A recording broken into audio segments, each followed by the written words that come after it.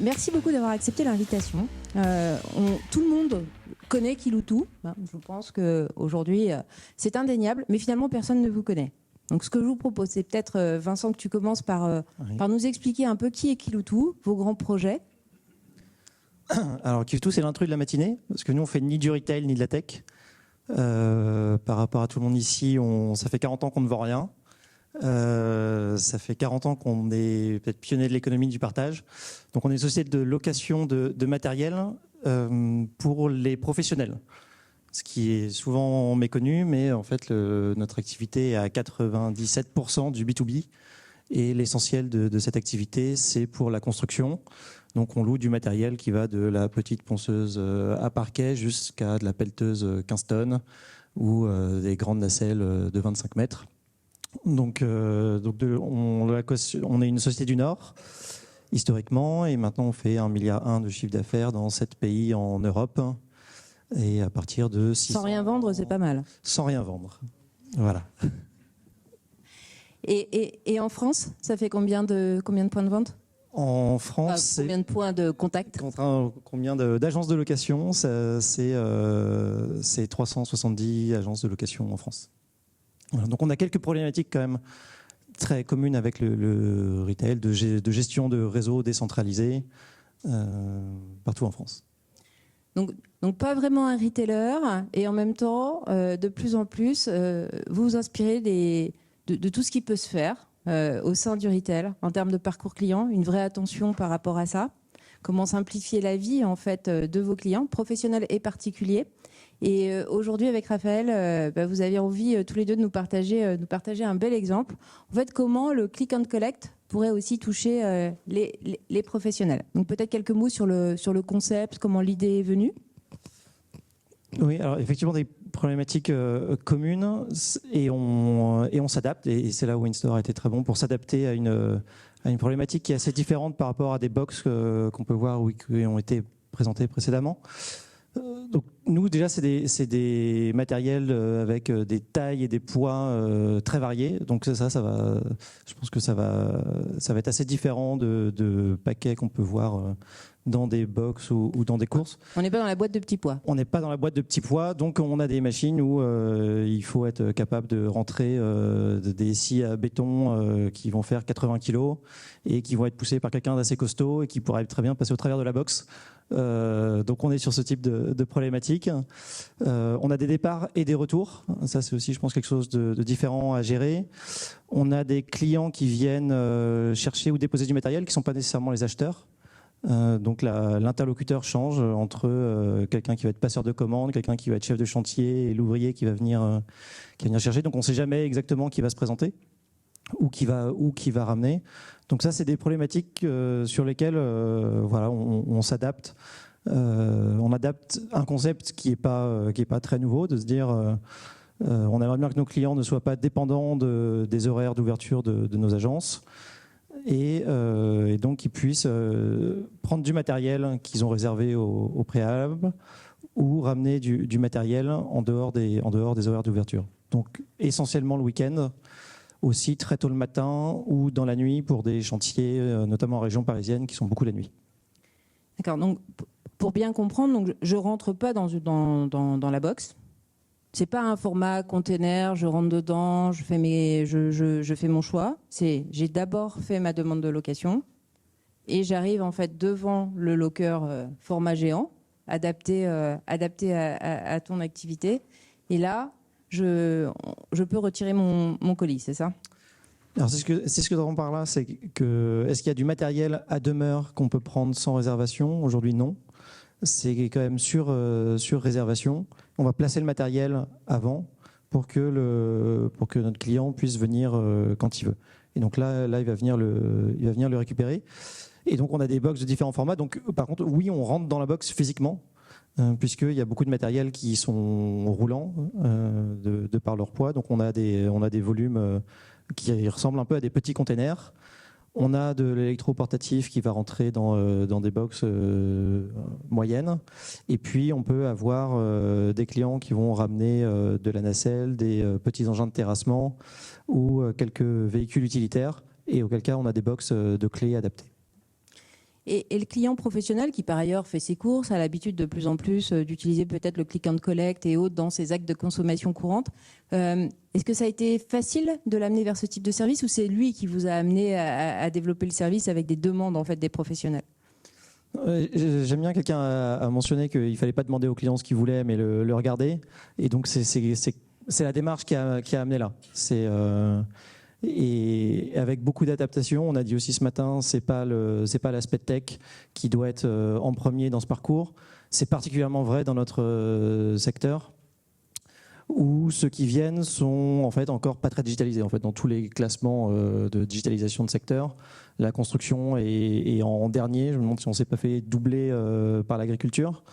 Et donc, on avait déjà fait un premier test où on avait conclu en regardant que en fait, les clients ils voulaient pas utiliser de smartphone, d'application, ça c'était trop compliqué. Et donc on est sur du super low-tech, comme quelqu'un a dit tout à l'heure, où la référence, ça reste le SMS dans notre secteur. Et au-delà, ça commence déjà à être un peu de la science-fiction. Donc on s'est bien adapté. D'accord, oui. Effectivement, pas de mettre de la tech pour la tech. En revanche, de la mettre au bon endroit pour simplifier le parcours. Donc aujourd'hui, il y a deux sites qui sont équipés, c'est ça ? C'est ça. Et avec donc tout un parcours aussi pour l'équipier qui a été pensé, en fait, pour l'embarquer dans le projet. Ça a été une des clés, je crois. C'est ça. Donc le principe, c'est ces box, elles sont à l'extérieur de l'agence. Et on les teste, une à Coudekerque et une en région parisienne, avec des clientèles différentes. Et on voit que c'est beaucoup du petit matériel, beaucoup le week-end, sur des horaires le midi où on peut être fermé, et avec un retour client extraordinaire. Qui sont super contents, alors qui ont ce code-là dans leur vie privée, pour un certain nombre, notamment les particuliers qui vont l'utiliser le week-end, parce que louer un matériel chez Qui veut tout ou chez un autre loueur, souvent le week-end, et puis pour retourner le matériel, c'est l'enfer, parce qu'il faut venir souvent le lundi matin avant d'aller au boulot, donc on est tout propre, et puis il faut transporter sa ponceuse ou son aspirateur poussière dans le coffre, aller dans une agence en banlieue, dans une zone industrielle. C'est le moment de rush à 8h du matin, et personne n'a envie de faire ça. Donc ce retour client, il est top. Et aujourd'hui, on est dans une phase où on mesure, est-ce que ça apporte du business, est-ce que ça fidélise, est-ce qu'on nous choisit pour ça ? Parce que nous, notre enjeu, c'est d'éviter ce qui a été dit avant, de dire qu'on va être dans une concurrence qui va être prix. On veut particulièrement éviter ça. Donc tout le sujet de notre transformation et nos sujets d'innovation, c'est d'apporter des services différenciants par rapport à des indépendants dans le secteur de la location, qui sont le gros du volume du secteur. Donc il y a, pour faire schématiquement, il y a deux gros qui sont l'Oxam et Kilotou, et après il y a 1500 loueurs indépendants et qui ont grosso modo le même matériel, et où c'est un métier qui repose encore beaucoup sur du relationnel. Donc on va aller chercher du service différenciant, et la Kilobox en est un. Donc une belle collaboration avec InStore. Peut-être quelques mots sur la façon dont vous avez travaillé ensemble. Oui, ben, tout d'abord, merci Vincent et Thomas et tous nos témoins du jour, parce que ça s'est bien organisé avec beaucoup d'ouverture d'esprit, comme on l'a dit tout à l'heure.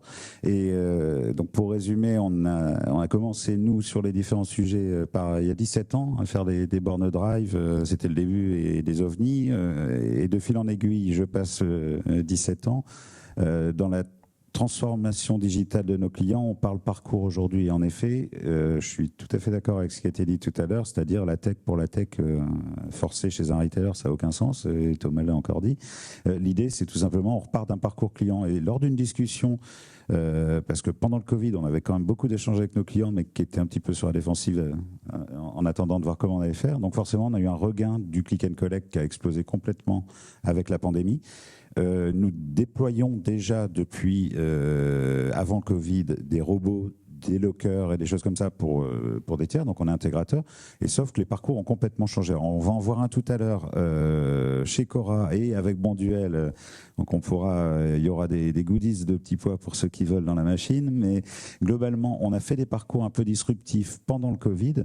Pour Cora, qui a été courageux, parce que, comme on l'a dit tout à l'heure, c'était pas simple, c'est qu'ils ont été bien en avance, avec quand même des budgets importants, sauf que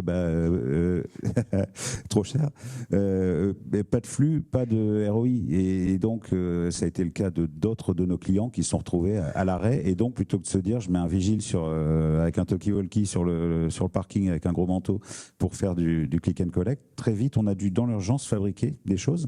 Et on s'est mis à fabriquer du sur-mesure. Parce que c'est pas dans une box locker Amazon qu'on entretient par ailleurs qu'on fait rentrer n'importe quel produit. Et pour en avoir parlé avec nos clients comme Cdiscount à l'époque. Et donc, de fil en aiguille, dans une discussion marketing avec la direction marketing et générale de Kiloutou, on leur expose un peu tout ce qu'on fait en solution parcours client finalement. Et de fil en aiguille, on se dit, tout ce que nous, on faisait dans le retail, on s'en inspire. On a déjà fait du chantier de construction. Tu parlais de est-ce que je rentre dans le container. On a fait un container pour un grand groupe français sur des chantiers de construction pendant la pandémie également. C'est-à-dire que c'est un container autonome, un peu à la Auchan-Go que vous allez voir cet après-midi. Je rentre dedans en autonomie avec mon scan, mon identifiant, et j'ai un magasin autonome à 2000 mètres d'altitude sur un chantier de construction, ce qui nous est arrivé. Auchan-Go va être un petit peu plus que dans le format container. Bien sûr, mais Boxy ou Monoprix qui l'a testé, le premier Auchan il y a 2 ans était un format container sur leur siège, ou il y a 3 ans. Et donc l'expertise d'InStore, c'est de faire du sur-mesure à chaque fois pour ses clients ? Alors, si on peut éviter de se faire du mal, on évite. On a des produits standards et certains d'ici les utilisent. C'est ce qu'on va voir cet après-midi chez Cora. Donc, on est intégrateur d'une des premières startups il y a 10 ans en Estonie qui a créé les premiers robots de click and collect que nous avons déployés pour Cora et d'autres clients. Donc, on en a chez H&M, chez Zara, au Citadium, le printemps. Et de plus en plus. Et en revanche, très vite, s'est posé la question de dire oui, mais moi déjà, je suis pas retailer, je vends pas. C'est j'ai eu le même pitch il y a 1 an et demi. On se dit oui, mais ce que nous on a fait en parcours client, le gars qui est sur un chantier, même s'il est low-tech, on va tout simplement, il faut juste pas se tromper dans le parcours client et l'écriture du cahier des charges. Donc pour résumer, en bref, écriture du cahier des charges ensemble avec le client. Et pour le coup, Kiloutou avait des gens qui avaient cet esprit parce qu'ils connaissaient nos projets d'avant chantier. Donc s'adapter à la cible, au parcours, à tous les pain points, comme on l'a dit tout à l'heure. On est reparti de ces pain points en se disant ok, on en fait quoi ? De là, c'est oui, mais moi j'ai des grosses machines. On était en train pour, entre autres Stellantis, de faire des keylockers, donc ils sont en test en ce moment, c'est-à-dire des boîtes blindées pour mettre les clés des véhicules quand on arrive trop tard et qu'on doit partir en vacances le lendemain et que la concession est fermée parce que j'ai loupé mon train et que je ne peux pas reprendre ma bagnole. Donc on a des keylockers qui vont se retrouver en concession, en aéroport, en parking. Ça, c'est un projet compliqué à mettre en œuvre. Et du coup, dans la discussion, on a dit il faut que ce soit modulable. C'est-à-dire que tous les modules que vous voyez sur les belles vidéos réalisées par Kiloutou, elles expliquent bien le principe. Et en fait, la box peut se faire en module. Je peux commencer avec 2, puis 3, puis 4, rajouter un keylocker ou pas le keylocker. Donc, on a un master avec le logiciel. C'est-à-dire on a développé le soft sur la base des échanges avec Kiloutou. Et on pilote le soft, le hard, et on a fabriqué tous les modules qui sont, comme on le voit sur le petit crochet du haut, on peut les prendre par le haut, par le bas, les déplacer, et potentiellement aller les déplacer d'une agence à une autre ou d'un chantier à un autre pour... Ça, c'est le futur. Pour le futur. L'étape suivante, c'est effectivement le free floating sur un chantier. D'avoir ce type de container dans lequel, là, ça peut être sans réservation. On a du matériel à disposition. Donc bientôt tous, quand on voudra louer notre matériel, on pourra bénéficier du service. C'est prévu de l'étendre rapidement. Exactement. Donc l'idée, c'est pas d'en avoir 370 fois, mais d'en avoir. On a des groupes d'agences dans des métropoles. D'en avoir. Donc on se dit c'est entre 60 et 80 en France la cible. D'accord. Ça me fait rebondir sur ce qu'on verra tout à l'heure, mais c'est exactement là où, pour moi, Cora ou Match, on travaille aussi avec Match, ont été vraiment disruptifs à l'époque. C'était de dire, je dois faire de la croissance, je ne vais pas réouvrir des hyper, on a d'autres versions. L'idée était de dire, je vais me délocaliser sur des sites où on ne m'attend pas. Et en l'occurrence, on a des centres hospitaliers qui sont exploités avec Cora, où il y a des gens qui bossent jour et nuit. Et donc, quand on est garde de nuit, qu'on finit à 3h du matin, que les enfants attendent parce qu'il faut les emmener à l'école et que j'ai pas le temps de faire mes courses au supermarché parce que mon seul jour de repos, c'est le mercredi, eh bien, tout simplement, je suis bien content de quitter mon boulot et d'avoir mes courses qui ont été livrées par Cora à 18h dans le locker. Bah, typiquement, on a repris ces use cases sur lesquels on fait beaucoup de tests, beaucoup de remises en cause. Et on les applique. Alors, ça marche dans le chantier de construction, ça marche dans plein d'autres secteurs qu'on vous annoncera bientôt. Et donc, le sur-mesure, c'est pas pour se faire plaisir, c'est tout simplement, oui, je fais pas rentrer une mini-pelle ou un marteau-pilon qui fait 300 kilos dans un locker Amazon. Donc, moralité, on les adapte et on essaye d'être très réactif pour faire du sur-mesure et pouvoir l'étendre. Merci, c'est super intéressant. Afin d'essayer de respecter un minimum le timing, peut-être une question pour Kiloutou, est-ce que quelqu'un aurait une question particulière? Bon, moi j'en ai une dernière. Ils ont faim. Moi j'en ai une dernière, Vincent, pour toi. Donc quand on se dit non retailer, quels sont les chemins en fait pour quand même s'inspirer du retail? À part bien sûr venir à la Retail Tech chaque mois. Il y en a un, quand on a les pieds dans le Nord, c'est difficile d'y échapper. Donc on a des... Alors aussi un des autres a priori sur Kiloutou, c'est qu'on est dans la FM. Alors, en l'occurrence, on n'y est pas.